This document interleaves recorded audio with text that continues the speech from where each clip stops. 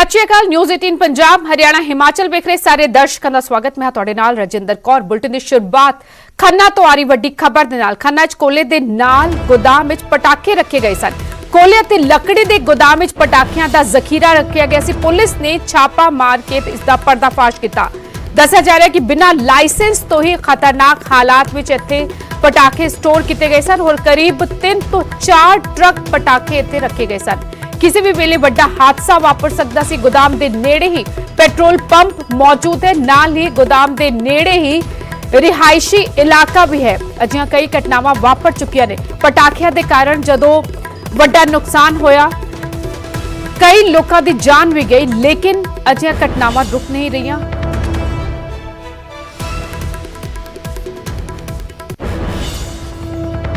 एक secret information मिली कि जोगेश कुमार पुत्र ओम प्रकाश वासी नवी वादी ने अपने बाहद पिंड माजरी विखे गोदाम में जोड़े है बिना लाइसेंस बिना उतों और बिना सिक्योरिटी परपज़ तो लगाए बगैर पटाखे स्टोर किए हुए, जिससे इस गोदाम ते आके रेड किया गया, जिथे कि काफ़ी सारे मात्रा में जोड़े है पटाखे मिले आ।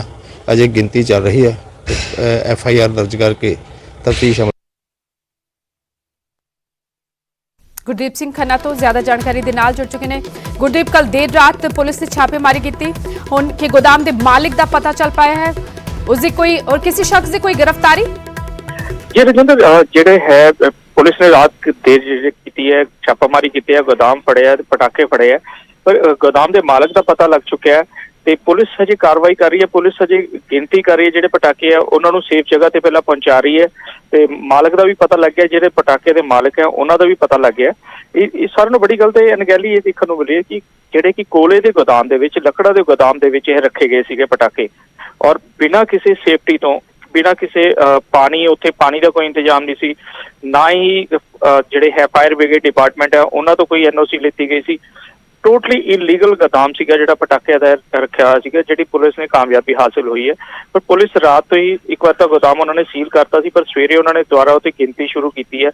अजे तक पुलिस लगी हुई है, और जिद्दां ही जांच खत्म होंदी है तो नाल दी नाल कहते भी दसांगे भी किन्हां नूं गिरफ्तार किया गया। शुक्रिया गुरदीप तमाम जानकारी लई।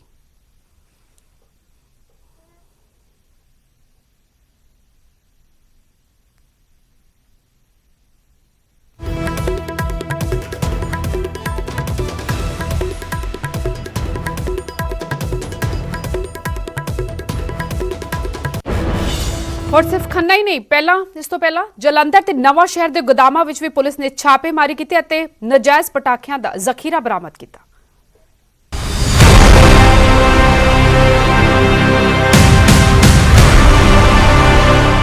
जलंधर पुलिस की वड्डी कार्रवाई, बारूद के ढेर का किया पर्दाफाश, पटाखियां दा वड्डा जखीरा किया बरामद। दिवाली के त्योहार नूं लैके पुलिस भी एक्शन च। अजिहा ही एक्शन जलंधर के पक्का बाग इलाके च भी नजर आया, जिथे बारूद का ढेर भख रहा सी, किसी बड़े हादसे नूं सद्दा दे रहा सी ते आखिरकार पर्दाफाश होया। पुलिस ने नजायज पटाखियां दे 2 गोदामां दा पर्दाफाश किया, जिथे 10 लाख रुपए के पटाखियां दे 44 बक्से बरामद किए गए ने। मैं पिछले 3 दिन तो पटाखियां दी गोदाम की भाल में लगा हुआ सी। भाल कर सब तो वड्डी कामयाबी मैंने शामी उदों लगी जो मैं प्रताप बाग विखे एक जगह ते रेड किया, जिथे कि मैंने भारी तादाद दे विच पटाखे मिले। ਜਿਹੜਾ ਪਟਾਕਾ ਸਟਾਕ ਕੀਤਾ ਕਿੰਨੇ ਬੰਦੇ ਪਕੜੇ ਇਹਦੇ ਇਹ ਚ ਅਸੀਂ ਗਰਦੀਪ ਗੋਇਲ ਨੂੰ ਫੜ ਲਿਆ ਤੇ ਉਹਦੀ ਇਨਵੈਸਟੀਗੇਸ਼ਨ ਚੱਲ ਰਹੀ ਹੈ। ਤੁਸੀਂ ਸਰ ਜੇ ਗੱਲ ਕਰੀਏ ਪਟਾਕੇ ਦੀ, ਕਿੰਨਾ ਕੁ ਪਟਾਕਾ ਪਿਆ ਹੋਇਆ? ਕਾਫੀ ਭਾਰੀ ਤਾਦਾਦ ਵਿੱਚ ਆ। जांच दौरान यह भी बड़ा खुलासा होया कि नजायज पटाखियां दा गोदाम गुरदीप सिंह गोरा दा है, जो कि नजायज पटाखे स्टोर करने के मामले दे विच पुराना मुलजम है। साल 2018 दे विच इस दे घर दे विच पटाखियां कारण ब्लास्ट हो गया सी, जिस तो बाद साल 2019 दे विच भी इत्थे हादसा वापरिया। उस समय भी पिता पुत्र के खिलाफ मामला दर्ज किया गया सी। एक गोदाम रखा हुआ सी इन्हें? हाँ, गोदाम इन्हें पटाखे छुपा के रखे हुए थे उत्थे। ये बंदा ये पटाखियां का काम करता फिलहाल तो। सर ये भी पता लगा कोई इत्थे पहला पर्चा दर्ज है? हाँ, पहले भी मैंने हुणे पता लगा भी इत्थे पहले भी पर्चा दर्ज है। ਉੱਥੇ ਜਲੰਧਰ ਦੇ ਪ੍ਰਤਾਪ ਬਾਗ ਦੇ ਵਿੱਚ ਬਿਨਾਂ ਲਾਇਸੈਂਸੀ ਚੱਲ ਰਹੇ ਪਟਾਕਿਆਂ ਦੇ ਗੋਦਾਮ ਦਾ ਪਰਦਾਫਾਸ਼ ਹੋਇਆ। ਇਹ ਗੋਦਾਮ ਵੀ ਗੁਰਦੀਪ ਗੋਰਾ ਦਾ ਹੀ ਹੈ, ਜਿੱਥੇ ਵੱਡੀ ਮਾਤਰਾ 'ਚ ਪਟਾਕੇ ਬਰਾਮਦ ਕੀਤੇ ਗਏ ਨੇ। ਮੁਲਜ਼ਮ ਦੇ ਪਿਤਾ ਨੇ ਖੁਦ ਕਬੂਲ ਕੀਤਾ ਕਿ ਪਿਛਲੇ ਸਾਲ ਵੀ ਉਹਨਾਂ ਖਿਲਾਫ ਮਾਮਲਾ ਦਰਜ ਹੋਇਆ ਸੀ, ਜੋ ਕਿ ਅਜੇ ਅਦਾਲਤ ਦੇ ਵਿੱਚ ਵਿਚਾਰ ਅਧੀਨ ਹੈ। ਇਹ ਗੋਦਾਮ ਤੁਹਾਡਾ ਹਾਂਜੀ ਹੈ? ਪਿਛਲੇ ਸਾਲ ਵੀ ਕੋਈ ਵਾਰਦਾਤ ਬਲਾਸਟ ਹੋਇਆ ਸੀ, ਇੱਕ ਲੜਕੀ ਦੀ ਜਿਹੜੀ ਜਾਨ ਚਲ ਗਈ ਸੀ, ਔਰ ਤੋਂ ਬਾਅਦ ਵੀ ਤੁਸੀਂ ਸਟੋਰ ਕਰਕੇ ਰੱਖੇ ਉਹ ਹੋਏ ਸਾਰਾ ਪਟਾਕੇ। ਕੇਸ ਕੋਰਟ ਦੇ ਵਿੱਚ ਹੈ ਜਨਾਬ, ਸਾਡੇ ਤੇ ਨਹੀਂ ਹੈ। ਜੋ ਵੀ ਹੈ ਕੋਰਟ 'ਚ ਚਲਾ ਗਿਆ ਹੈ, ਸਾਡੀ ਜ਼ਮਾਨਤ ਤੇ ਹੈਗੇ ਆ, ਪਟਾਕਿਆਂ ਦਾ ਕੰਮ ਕਰਨੇ। ਅਸੀਂ ਬਲਨਾ ਬਾਗ ਜਾਣਾ ਹੀ, ਕੱਲ ਰਾਤੀ ਮਾਰਿਆ ਆਇਆ। ਸਾਡੇ ਕੋਲ ਇਸ ਤੋਂ ਜ਼ਿਆਦਾ ਸੇਫ ਜਗ੍ਹਾ ਹੋਰ ਕੋਈ ਨਹੀਂ ਹੈਗੀ ਰੱਖਣ ਵਾਸਤੇ। ਸ਼ਹਿਰ ਦੇ ਵਿੱਚ ਬਾਰੂਦ ਦਾ ਢੇਰ ਰੱਖ ਕੇ ਕਿਸੇ ਵੱਡੇ ਹਾਦਸੇ ਨੂੰ ਸੱਦਾ ਦੇਣ ਵਾਲੇ ਬੇਖੌਫ ਨੇ, ਜੋ ਕਈ ਲੋਕਾਂ ਦੀ ਜਾਨ ਨੂੰ ਖਤਰੇ ਦੇ ਵਿੱਚ ਪਾ ਰਹੇ ਨੇ। ਅਜਿਹੇ ਅਨਸਰਾਂ ਖਿਲਾਫ ਨਵਾਂ ਸ਼ਹਿਰ ਪੁਲਿਸ ਵੀ ਸਰਗਰਮ ਹੈ, ਜਿੱਥੇ ਬਿਨਾਂ ਲਾਇਸੈਂਸ ਪਟਾਕੇ ਵੇਚਣ ਵਾਲੇ ਅਨਸਰ ਦਾ ਪਰਦਾਫਾਸ਼ ਹੋਇਆ। ਪੁਲਿਸ ਨੇ ਵੱਖ-ਵੱਖ ਦੁਕਾਨਾਂ ਤੋਂ ਕਰੀਬ 10 ਲੱਖ ਦੇ ਦੇਸੀ ਅਤੇ ਵਿਦੇਸ਼ੀ ਪਟਾਕੇ ਜ਼ਬਤ ਕੀਤੇ ਤੇ 4 ਵਪਾਰੀਆਂ ਦੇ ਖਿਲਾਫ ਮਾਮਲਾ ਦਰਜ ਕੀਤਾ। ਮੁਖਰ ਖਾਸ ਨੇ ਸਾਨੂੰ ਦੱਸਿਆ ਕਿ ਨੀਰਜ ਜੈਨ ਮਹਿੰਦੀਪੁਰ ਪਿੰਡ ਮਹਿੰਦੀਪੁਰ ਤੋਂ ਬਾਹਰ ਗੜਸ਼ੰਕਰ ਰੋਡ ਤੇ ਇਹਨੇ ਗੋਦਾਮ ਬਣਾ ਕੇ ਨੇ ਬਹੁਤ ਭਾਰੀ ਮਾਤਰਾ ਵਿੱਚ ਇਹਨੇ ਪਟਾਕੇ ਰੱਖੇ ਹੋਏ ਸੀ, ਜਿਹਦੇ ਪਾਸ ਕੋਈ ਵੀ ਲਾਇਸੈਂਸ ਨਹੀਂ ਹੈਗਾ ਡੀਸੀ ਸਾਹਿਬ ਵੱਲੋਂ। ਤੇ ਅਸੀਂ ਉੱਥੇ ਰੇਡ ਕੀਤਾ ਤੇ ਬਹੁਤ ਭਾਰੀ ਮਾਤਰਾ ਦੇ ਵਿੱਚ ਸਾਨੂੰ ਪਟਾਕੇ ਬਰਾਮਦ ਹੋਏ। ਚਲੋ ਮਾਮਲਾ ਕੀ ਦਰਜ ਹੋ ਰਿਹਾ? ਮਾਮਲਾ ਕੀ ਦਰਜ ਕਰ ਰਿਹਾ ਕੋਈ? ਮੁਕੱਦਮਾ ਦਰਜ ਕਰ ਦਿੱਤਾ ਜੀ। ਮੁਕੱਦਮਾ ਦਰਜ 285 ਤੇ 286 188 IPC ਅਧੀਨ ਮੁਕੱਦਮਾ ਦਰਜ ਕਰ ਦਿੱਤਾ ਤੇ ਦੋਸ਼ੀ ਗ੍ਰਿਫਤਾਰ ਕਰ। ਅਜਿਹੇ ਬੇਖੌਫ ਅਨਸਰਾਂ ਕਰਕੇ ਹੀ ਹਰ ਸਾਲ ਕਈ ਵੱਡੇ ਹਾਦਸੇ ਵਾਪਰਦੇ ਨੇ। ਕਈ ਬੇਕਸੂਰ ਲੋਕ ਮੌਤ ਦੇ ਮੂੰਹ ਦੇ ਵਿੱਚ ਚਲੇ ਜਾਂਦੇ ਨੇ। ਸੋ ਜ਼ਰੂਰਤ ਹੈ ਅਜਿਹੇ ਅਨਸਰਾਂ ਦੇ ਖਿਲਾਫ ਸ਼ਿਕੰਜਾ ਕੱਸਣ ਦੀ, ਤਾਂ ਜੋ ਲੋਕਾਂ ਦੀ ਜ਼ਿੰਦਗੀ ਦੇ ਨਾਲ ਖਿਲਵਾੜ ਕਰਨ ਵਾਲਿਆਂ ਤੇ ਪੱਕੀ ਨੱਥ ਪਾਈ ਜਾ ਸਕੇ। ਜਲੰਧਰ ਤੋਂ ਸੁਰਿੰਦਰ ਕੰਬੋਜ ਤੇ ਨਵਾਂ ਸ਼ਹਿਰ ਤੋਂ ਸ਼ੈਲੇਸ਼, ਨਿਊਜ਼ 18 ਪੰਜਾਬ।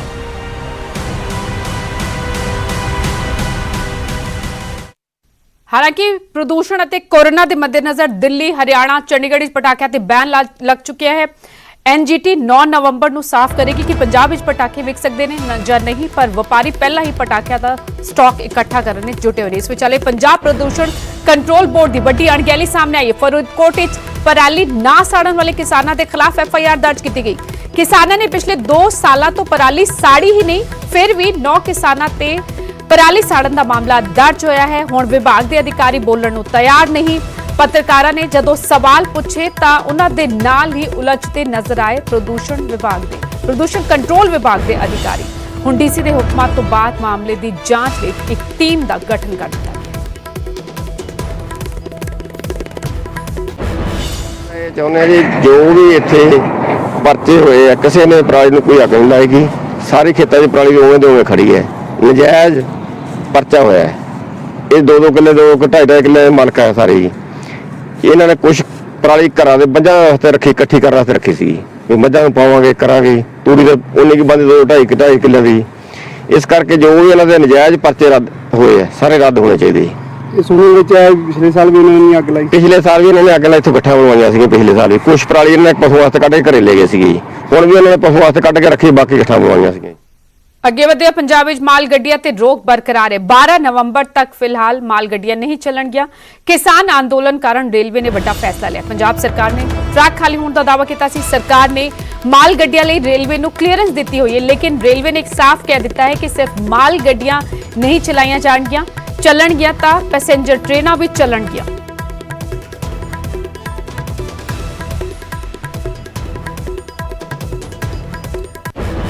और सीधा रुख करते अमृतसर दा राजीव शर्मा मेरे सहयोगी जुड़ चुके ने। राजीव, किसान बजिद कि सिर्फ माल गड्डियां चलान दित्तियां जाणगियां, रेलवे दा अड़ियल रवैया कि असीं सिर्फ माल गड्डियां नहीं चलावांगे तां पैसेंजर ट्रेनां नाल चलणगियां।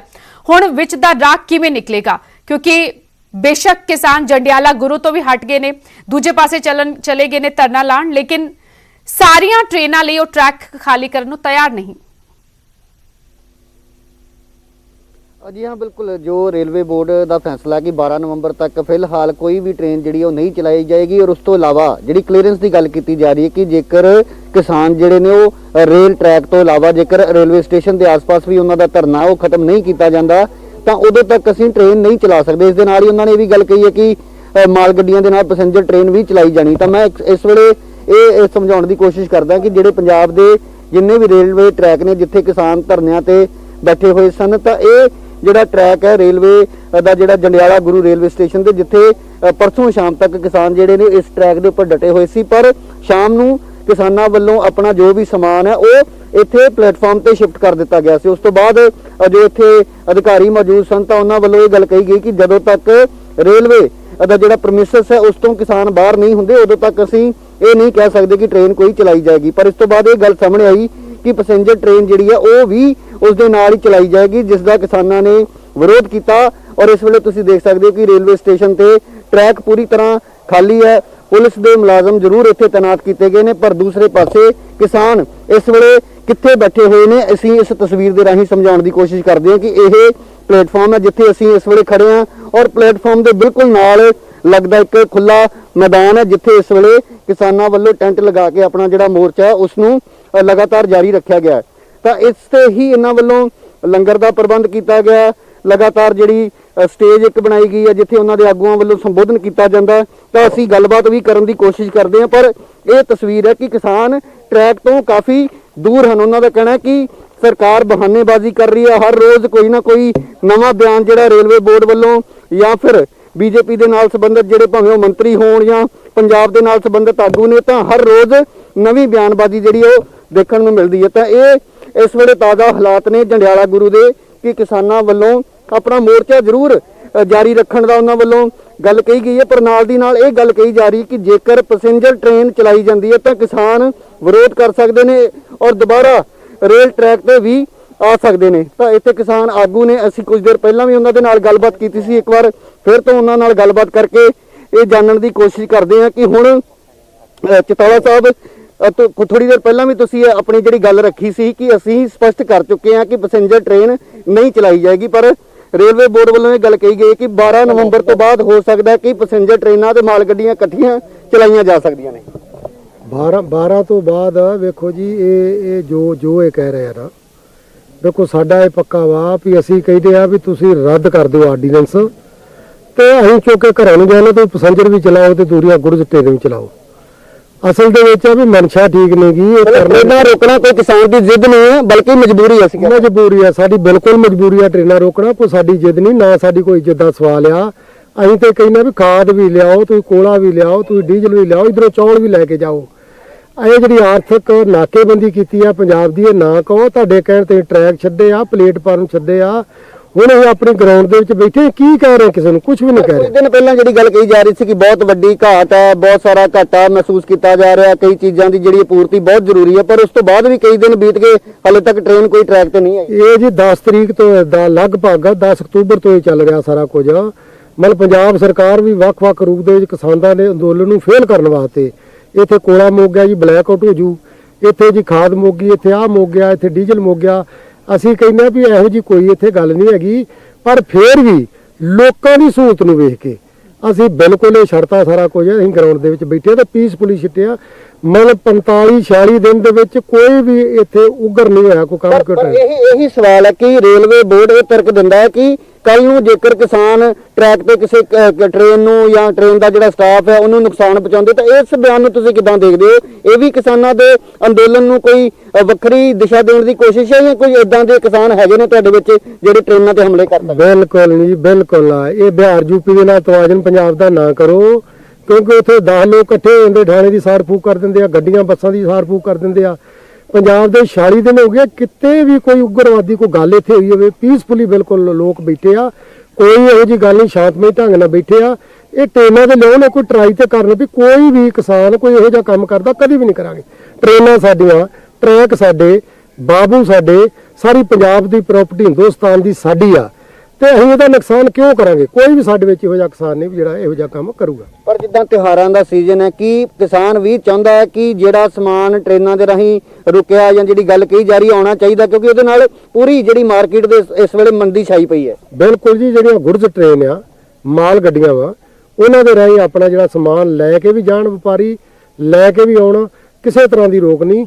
ਪੈਸੇਂਜਰ ਗੱਡੀਆਂ ਨੂੰ ਜਿਹੜੀ ਇੱਥੇ ਰੋਕ ਆ, ਉਹ ਜਿੰਨਾ ਚਿਰ ਇਹ ਆਰਡੀਨੈਂਸ ਰੱਦ ਨਹੀਂ ਕਰਦੇ, ਕਾਨੂੰਨ ਰੱਦ ਨਹੀਂ ਕਰਦੇ, ਉਹਨਾਂ ਠੀਕ ਹੈ ਰਾਜੀਵ। ਗੱਡੀਆਂ ਨਾ ਚਲਾਉਣਾ। ਬਾਕੀ ਪੰਜਾਬ ਦੀ ਜਿਹੜੀ ਠੀਕ ਹੈ। ਨਾਕੇਬੰਦੀ ਆਰਤ ਕੀਤੀ ਆ ਉਹ ਧਰਨੇ ਤੇ ਬਿਲਕੁਲ ਬੈਠੇ ਕਿਸਾਨ ਵਾਰ-ਵਾਰ ਇਹ ਸਾਫ਼ ਕਰ ਰਹੇ ਨੇ, ਬਜ਼ਿਦ ਨੇ ਕਿ ਪੈਸੇਂਜਰ ਟ੍ਰੇਨ ਅਸੀਂ ਨਹੀਂ ਚੱਲਣ ਦਾਂਗੇ, ਸਿਰਫ ਮਾਲ ਗੱਡੀਆਂ ਲਈ ਟਰੈਕ ਖਾਲੀ ਕੀਤੇ ਗਏ ਨੇ। ਦੂਜੇ ਪਾਸੇ ਰੇਲਵੇ ਬੋਰਡ ਵੱਲੋਂ ਵੀ ਲਗਾਤਾਰ ਇਹ ਕਿਹਾ ਜਾ ਰਿਹਾ ਹੈ। ਰੇਲਵੇ ਬੋਰਡ ਦਾ ਵੀ ਅੜੀਅਲ ਰਵੱਈਆ ਸਾਹਮਣੇ ਆ ਰਿਹਾ ਹੈ ਕਿ ਸਿਰਫ ਮਾਲ ਗੱਡੀਆਂ ਨਹੀਂ ਚਲਾਈਆਂ ਜਾ ਸਕਦੀਆਂ, ਪੈਸੇਂਜਰ ਟ੍ਰੇਨਾਂ ਵੀ ਨਾਲ ਹੀ ਚੱਲਣਗੀਆਂ। ਸ਼ੁਕਰੀਆ ਰਾਜੀਵ। ਸੋ ਸਿੱਧੀਆਂ ਤਸਵੀਰਾਂ ਤੁਹਾਡੇ ਤੱਕ ਪਹੁੰਚਾਈਆਂ। ਇਹ ਉਹ ਟਰੈਕ ਸੀ ਜੰਡਿਆਲਾ ਗੁਰੂ ਦਾ ਟਰੈਕ, ਜਿੱਥੇ ਸਭ ਤੋਂ ਪਹਿਲਾਂ ਧਰਨਾ ਜਿਹੜਾ ਹੈ, ਪ੍ਰਦਰਸ਼ਨ ਜਿਹੜਾ ਹੈ ਕਿਸਾਨਾਂ ਨੇ ਸ਼ੁਰੂ ਕੀਤਾ। ਕਿਸਾਨ ਮਜ਼ਦੂਰ ਸੰਘਰਸ਼ ਕਮੇਟੀ ਨੇ ਟਰੈਕਾਂ ਤੇ ਧਰਨਾ ਲਾਇਆ, ਲੇਕਿਨ ट्रैक तो धरना चुक लिया गया। परसों ट्रैक खाली करता गया सिर्फ माल गड्डियां ਲਈ, सिर्फ माल गड्डियां चलाने ਲਈ ट्रैक खाली किए गए ने। पैसेंजर ट्रेनां ਅਸੀਂ नहीं चलन देंगे, साफ कह दिता है धरने 'ਚ बैठे किसानां ने। आनंदपुर साहब तो मनभागी खबर आ रही है। आनंदपुर साहब लागे दर्दनाक सड़क हादसा वापर गया। माल नाल भरिया ट्राला खड्ड जा डिग्या। ट्रक ड्राइवर की मौके ते ही मौत हो गई। चंडीगढ़ मनाली हाईवे ते पिंड गरामोड़ा 'ਚ हादसा वापरिया। सड़क के खस्ता हालत दस्या जा रहा है। हादसे की वजह बड़ी 7 घंटिया की जद्दोजहद तो बाद ड्राइवर की लाश कड्ढी जा सकी।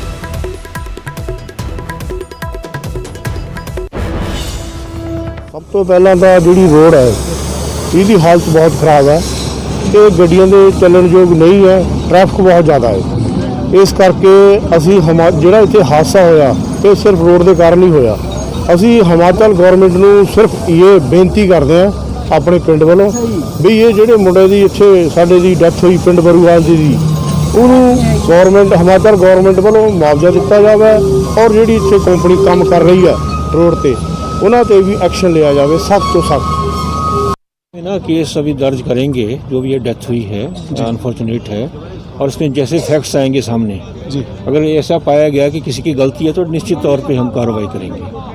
ठीक है, ऐसे इसमें कुछ नहीं है। हम हर एक एंगल देखेंगे इन्वेस्टिगेशन में जी कि किन कारणों से हादसा हुआ है, और अगर किसी की गलती पाई गई तो उसके खिलाफ निश्चित तौर पे कार्रवाई होगी। देखिए जी, जो अज हादसा होया है ये बड़ा अनफॉर्चुनेट है, तो मृतक के परिवार नाल साडी पूरी संवेदना है। पूरा प्रशासन पुलिस बल के नाल जिहड़ा है मौके पर तैनात है, और फिलहाल साडी कोशिश जारी है कि असी मृतक के शरीर नूं पार्थिव शरीर नूं असी रिकवर करिए। पूरे लोगों का सहयोग सानूं मिल रहा है। ये तक रोड की गल है, देखो रोड का यह है कि 4 लेन का जो वाइंडिंग का काम है वो चलिया होया, और डिवेलपमेंट के टाइम थोड़ी जी दिक्कतां तो रहिंदियां हैं, है ना। टाइम टू टाइम असी जो अथॉरिटीज़ हैं NHI अथॉरिटीज़ हैं इन्हां नाल संपर्क है, तो जो भी रोड की कंडीशन इंप्रूव करने लिए असी बार बार इन्होंने इंस्ट्रक्शन जो है टाइम टू टाइम देते रहते हैं। थोड़ा वाइडनिंग का काम जब तक अंडर कंस्ट्रक्शन है या जो भी डिवेलपमेंट का काम चल रहा है थोड़ी दिक्कत। इधर चंडीगढ़ च पार्किंग ਨੂੰ ਲੈ ਕੇ ਖੂਨੀ ਝੜਪ ਹੋ ਗਈ। ਘਰ ਦੇ ਬਾਹਰ ਬਾਈਕ ਪਾਰਕ ਕਰਨ ਤੇ ਝਗੜਾ ਹੋ ਗਿਆ। ਗੁਆਂਢੀਆਂ ਵਿਚਾਲੇ ਇਸ ਦੌਰਾਨ ਜੰਮ ਕੇ ਕੁੱਟਮਾਰ ਹੋਈ। ਝਗੜੇ ਦੀ ਲਾਈਵ ਤਸਵੀਰਾਂ ਸਾਹਮਣੇ ਆਈਆਂ ਨੇ। ਦੋਵੇਂ ਧਿਰਾਂ ਖਿਲਾਫ ਹੁਣ ਮਾਮਲਾ ਦਰਜ ਹੋ ਚੁੱਕਾ ਹੈ।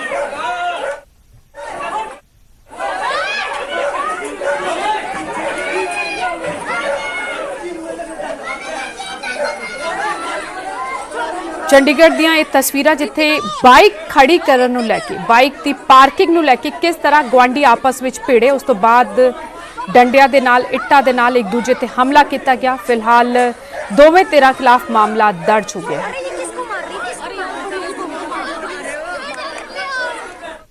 ਇਸ ਬੁਲਟਨ ਵਿੱਚ ਫਿਲਹਾਲ ਨਹੀਂ। ਤਾਜ਼ਾ ਖਬਰਾਂ ਲਈ ਤੁਸੀਂ ਵੇਖਦੇ ਰਹੋ News 18 ਪੰਜਾਬ।